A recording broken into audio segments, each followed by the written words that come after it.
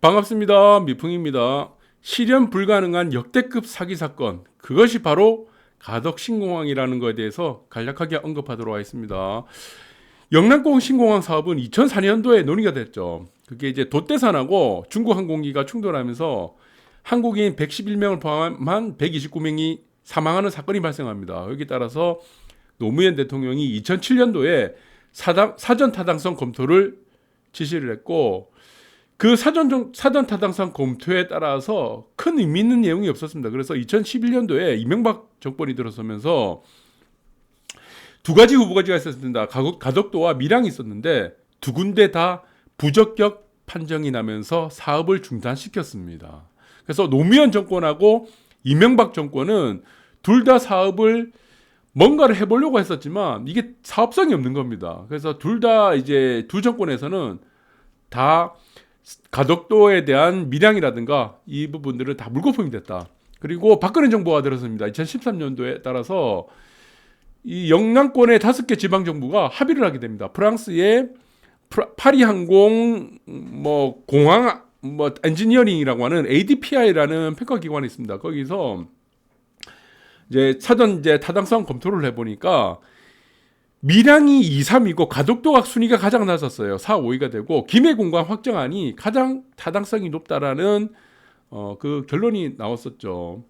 그래서 여기서도 마찬가지로 박근혜 정부에서도 가덕 신공항은 좌절이 되게 됩니다. 그래서 노무현 정권 때, 그리고 이명박 정권 때, 그리고 박근혜 정부 들어서도 모두 수단을 다 강구했는데도 다 전부 다 가덕 신공항은 안 된다는 결론이 나오게 된 거죠. 도출이 됐습니다.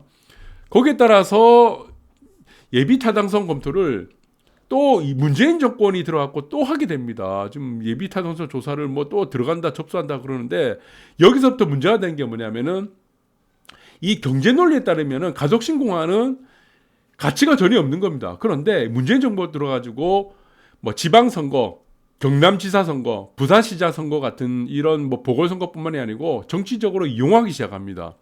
거기에 따라서 부산 시민들이 이제 끌려다니기 시작하는 거죠. 이미 조사를 몇 번을 했습니다. 이 사업성이라든가 경제성 논리가 전혀 없는 걸로 결론이 난 부분을 가지고 계속 또 들먹거리기 시작하는 겁니다.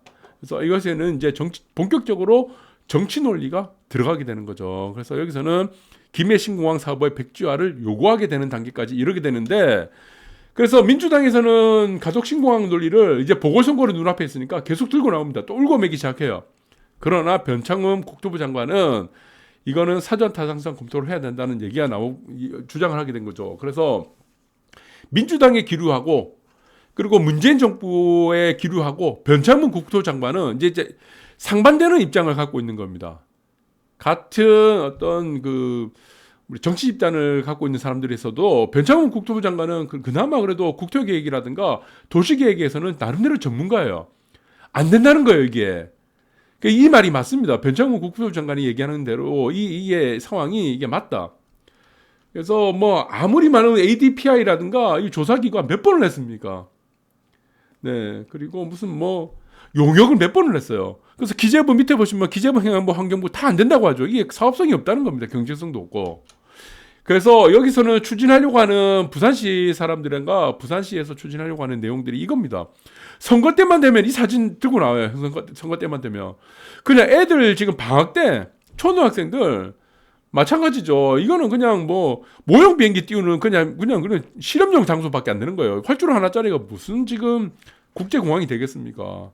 괜히 이렇게 막 띄워놓고, 지금 여러분도 아시겠지만 인천국제공항의 화물 물류가 전체의 김해국제공항에 비해서 김해국제공항의 화물 물류는 5%밖에 안 되는데 인천국제공항은 95%예요. 그리고 100으로 놓고 봤을 때 그 가장 큰 결정적인 요인은 서울과 수도권의 대부분의 단지는 산업단지를 보시면은 소재 산업입니다. 반도체도 있을 거고, 울산에 무슨 울산이란다.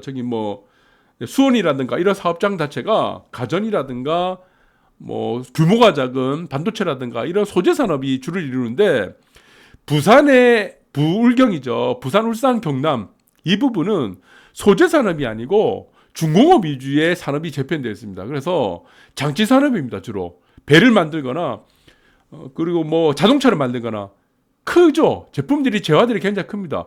이 재화들은 주로 수송 수단이 무엇이냐면 항만입니다. 해상 운송.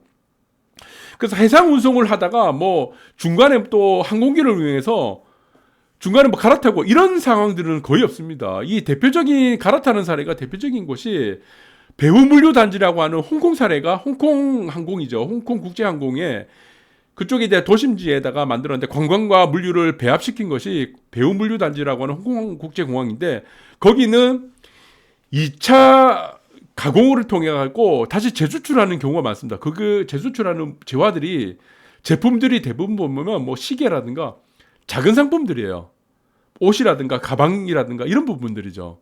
그래서 부울경하고에서 만드는 재화 중공업 위주의 제편들하고는 이 항공화물 물류하고는 사실상 큰 연관은 없습니다. 그런데 앞으로 우리가 드론을 활용하거나 항공화물을 이용한 그리고 뭐 택배라든가 이런 수요들이 늘기 때문에 어느 정도의 24시간 국제항공 물류가 연결되는 부분들은 저는 절실하게 필요하다고 봅니다.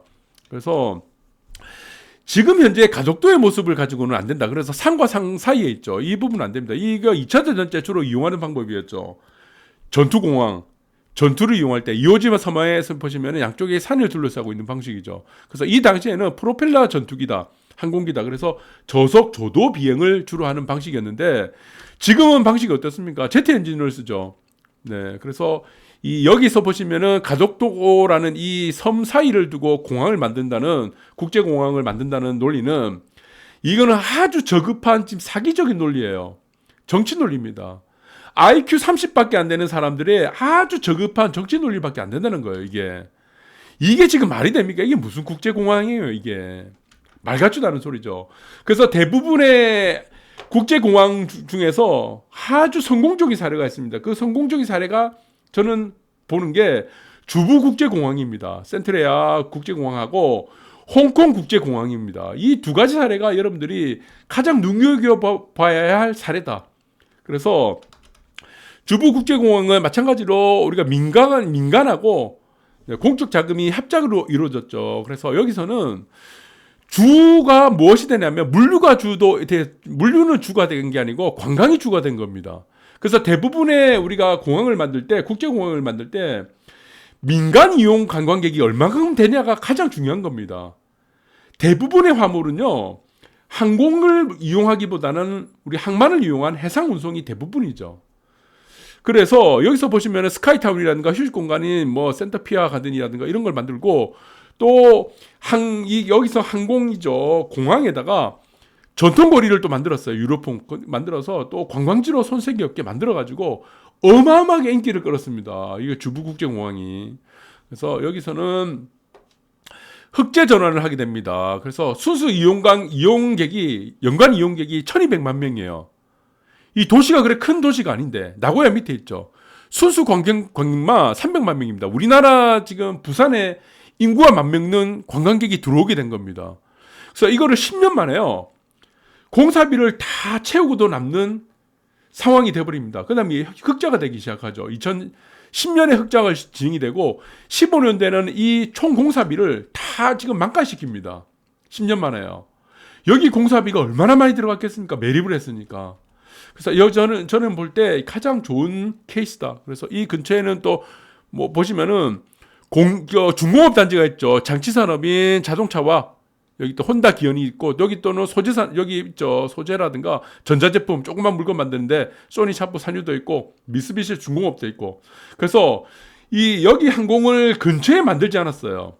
조금 한 거리를 3km 이상을 띄워놓고 그리고 관광과 물류를 함께 포섭하는 도시 밀착형 공항으로 만들었다는 부분들이 이게 바로 성공 요인이었다. 그래서 착륙 요금도 나리타 공항이 70%밖에 안 돼요.